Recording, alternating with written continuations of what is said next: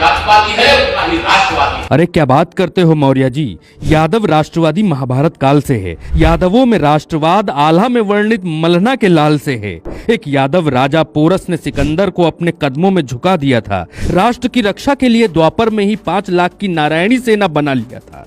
19 साल में ही योगेंद्र यादव ने करगिल में परमवीर चक्र हथिया लिया था। जब छिड़ी थी 62 की लड़ाई, जब चीन के बंदी हुए हमारे सैनिक भाई, तब काश तुमने देखा होता 119 यादवों का राष्ट्रवाद, तो यादवों पर जातिवादी उंगली उठाते हुए कांपते तुम्हारे हाथ।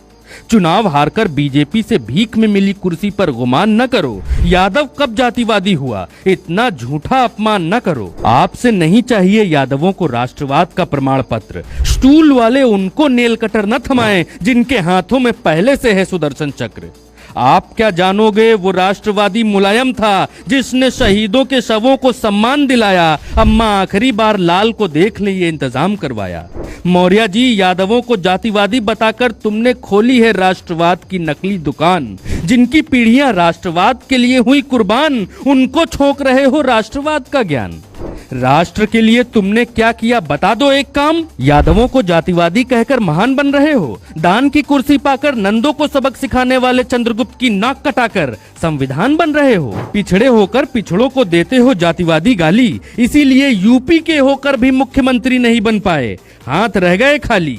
और सुनिए, संतोष यादव ने 2 बार एवरेस्ट पर चढ़कर पहली महिला पर्वतारोही होने का कीर्तिमान बनाया। सुरेखा यादव ने पहली महिला लोको पायलट बनकर दुनिया को दिखलाया। रेलवे में बीजेपी का कौन मिनिस्टर बैठा है जो सुरेखा के लिए हुआ जातिवादी? किसने जाति के नाम पर सुरेखा को पकड़ा दी रेलगाड़ी की चाबी? सबने अपनी मेहनत से नई राह बनाई। आपने जातिवादी कहकर सबकी मेहनत को मिट्टी में मिलाने की साजिश रची है मौर्य भाई। मौर्य जी, आप केवल 9 साल में हो पाए हैं अधकचरे राष्ट्रवादी। आप यादवों को गाली बकते हैं जिन्होंने देश दुनिया में सरकारें बना दी। यादव केवल गाय को ही नहीं खिलाता घास। यादवों का जानोगे गौरवशाली इतिहास, तो आ जाएगी यादवों को जातिवादी कहने पर लाज। यादव जितना जातिवादी है उतना ही राष्ट्रवादी। सुनिए केशव मौर्य, नेपाल के पहले राष्ट्रपति रामबरन थे यादव। आज के नेपाल के उपराष्ट्रपति राम सहाय हैं यादव। यादवों के हाथ में आज भी है बिहार। यादवों से यूपी में दर्द होती है आज भी आपकी कपार। यादवों को कहते हो जातिवादी।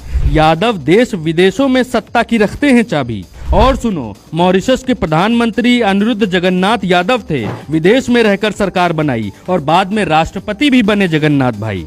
यादवों का राष्ट्रवादी इतिहास बहुत पुराना है, लेकिन आपको ये कौन बता गया कि यादव जातिवाद करने वाला है? यादव जातिवादी होता तो मोदी को प्रधानमंत्री बनने का आशीर्वाद न देता। और सुनिए केशव मौर्य जी, केशव जो आपका नाम है ये भी यादवों की ही पहचान है। यादव, अहिर, यदुवंशी, राव चौधरी, राय सिंह उपनाम हमारे हैं। यूपी में गोप यादव हैं, ग्वाल यादव हैं, पंजाब गुजरात में अहिर यादव सबके प्यारे हैं। गोवा महाराष्ट्र में गवली यादव हैं, कर्नाटक आंध्रा में गल्ला यादव हैं, तमिलनाडु में कोनर यादव हैं, केरल में मनियार यादव हैं सबके दुलारे।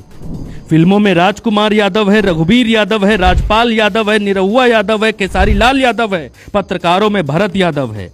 सब काम से हैं जाने जाते। इनको किसी ने उंगली पकड़ाकर यहाँ नहीं पहुंचाया। हिंदू मुसलमान की लड़ाई लगवाकर भी देश में नहीं छाए। कड़ी मेहनत की तब जाकर यहाँ तक पहुंच पाए। और ज्ञान सुनते जाइए। यादवों की पदवियों को लोगों ने जाति बनाया है। ठाकुर जाति नहीं, द्वारिकाधीश की पदवी है। राव साहब यादवों की पदवी है, चौधरी साहब यादवों की पदवी है। राजा रजवाड़ों के जमाने में जिन यादवों ने किए महान काम, उनके नाम के आगे वैसी पदवी दी गई टांग। तो मौर्य जी, यादवों ने मेहनत से आसमान झुकाया है। इनकी मेहनत के आगे, इनके शौर्य के आगे देवताओं ने फूल बरसाया है। तो आगे से यादवों को न कहना जातिवादी। यादवों ने भारत में ही नहीं दुनिया में सरकारें बना दी और गिरा दी। यादव कभी नहीं करते मौर्यों का अपमान। चंद्रगुप्त को आदर्श मानकर यादव उनको हमेशा करते हैं प्रणाम। यादव नहीं है जातिवादी, हमेशा से रहे हैं कर्म के आदि। हमेशा से रहे हैं कर्म के आदि।